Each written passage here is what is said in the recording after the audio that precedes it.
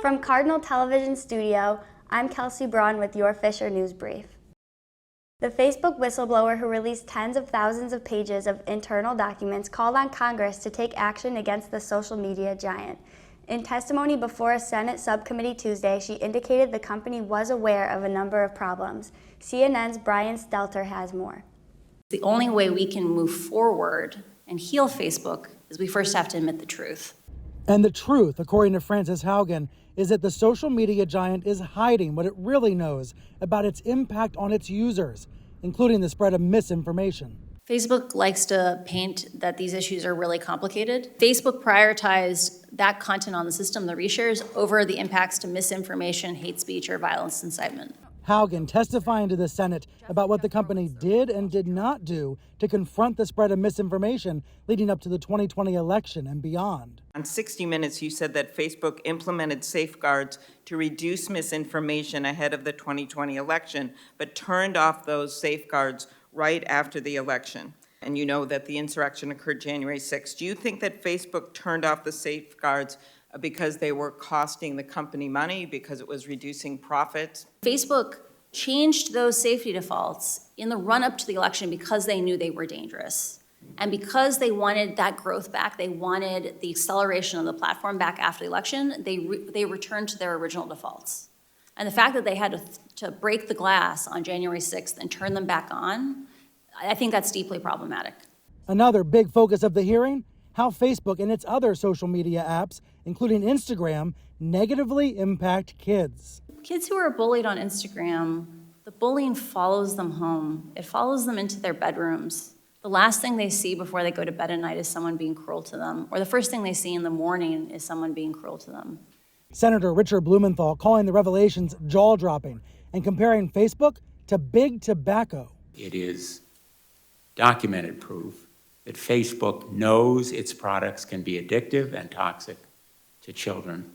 And it's not just that they made money, again, it's that they valued their profit more than the pain that they cause to children and their families.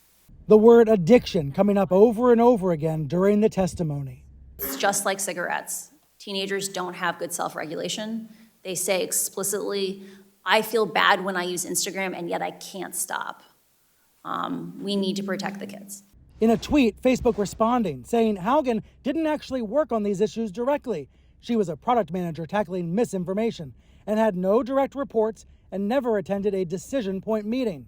But Haugen brought receipts, research from inside Facebook, documenting the damage being done. There are organizational problems. And during all this, where was Mark Zuckerberg? Senators called out his absence and quipped that he was sailing, referring to his recent uploads to Facebook and Instagram. Rather than taking responsibility and showing leadership, Mr. Zuckerberg is going sailing.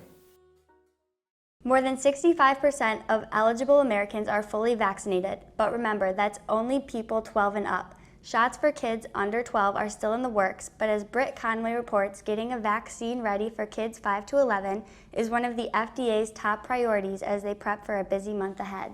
New COVID-19 cases are going down in the U.S., but health experts say we can't let our guard down. The FDA isn't. A very busy month of October. I'm aware of no fewer than 3 meetings coming up this month on the 14th, 15th of October, and then again on the 26th. I believe topics will include potential booster doses for Moderna, potential booster dose for Johnson & Johnson, and then, of course, considering the Pfizer vaccine for 5 to 11-year-old children. Data Pfizer says it's been collecting for months now. We don't want to prejudge the data. We have to look at the data. Safety comes first. But it's a top priority. Children under 18 make up 22% of the population, but the latest figures available show they account for nearly 27% of all new weekly cases. In this latest wave of COVID-19, particularly down south, there have been thousands of children hospitalized. And frankly, it's an embarrassment in a developed country to have even 100 children like we've had die of an infectious disease that's preventable. The CDC says COVID-19 has killed far more than 600 children in the country. How many days it will take, I can't tell you exactly, but I can promise you people will be very busy making sure that this is done very right. I'm Britt Conway reporting.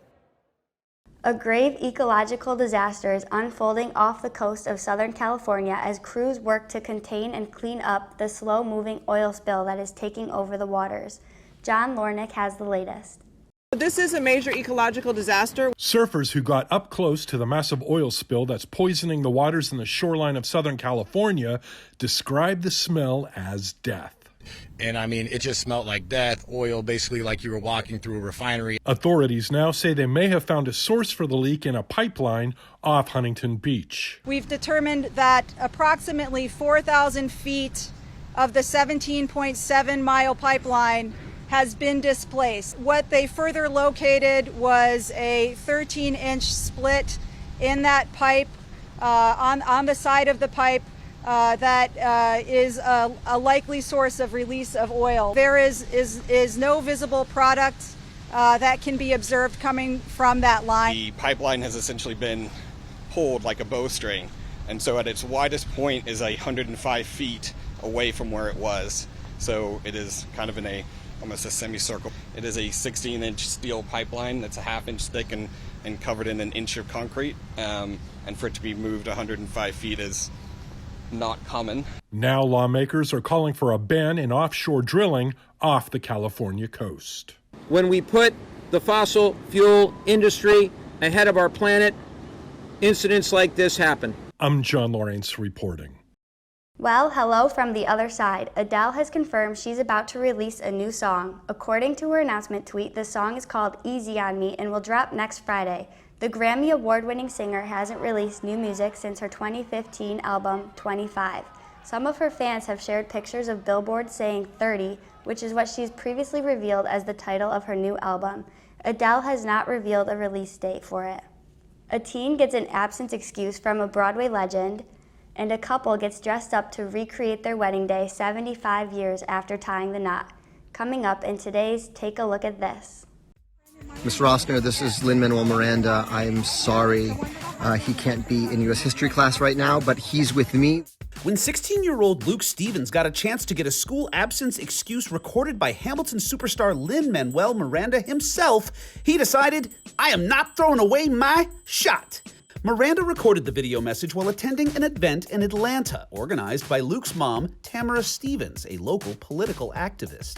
Luke missed a history test for the event, so Miranda recorded a message for his teacher. We're going to go over Bill of Rights and anything you may be covering right now. We cover a lot of it in about 2.5 hours at Hamilton, but we're going to go over it in specifics now, so this is not lost time. Thank you for excusing him from class. Luke's teacher later tweeted her reaction to the video, saying she was freaking out while the other students were taking the test, and that she plans to use songs from Hamilton in future lessons. It wasn't on Broadway, but a West Virginia couple put on a show of their own for the best possible reason, to celebrate a lifetime of marriage. Ulysses and Lorraine Dawson got dressed up and renewed their long-lasting love, recreating their original wedding ceremony. Ulysses even sported the same World War II uniform he wore in 1946, which still fit 75 years after first tying the knot. The knot was tied awful tight, and it's still holding. For Take a Look at This, I'm Jeremy Roth. That's it for today's news. For Fisher News Brief, I'm Kelsey Braun.